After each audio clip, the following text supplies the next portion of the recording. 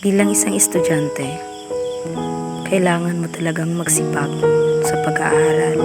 Kahit minsan, may mga bagay na gusto mong itanong sa sarili mo.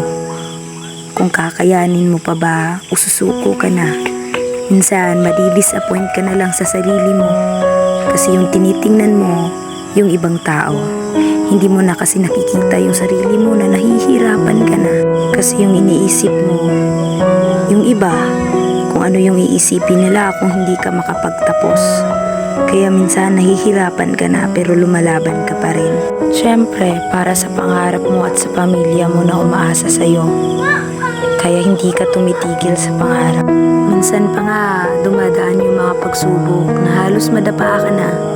Lalong-lalo na kapag pamilya mo na yung may problema. Halos mawala ka na sa matinong pag-iisip. Gusto mo na sanang sumuko pero wala eh. Gusto mo makapagtapos para lang ipakita sa lahat na mali yung iniisip nila. Hindi lahat ng estudyante may magandang buhay.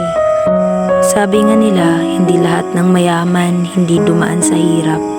Lahat tayo ay dumaan sa pagod at paghihirap. Kailangan mo talagang lumaban. Kahit minsan nahihirapan ka na. Gusto mong iiyak ka lahat.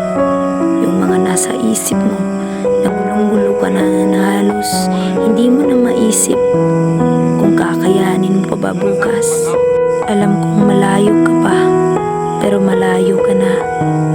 Kailangan mong maabot yung tuktok. Iiyak man minsan, pero hindi ako susuko sa laban. May Diyos naman na magbibigay sa'yo ng daan patungo sa pangarap na iyong inasam.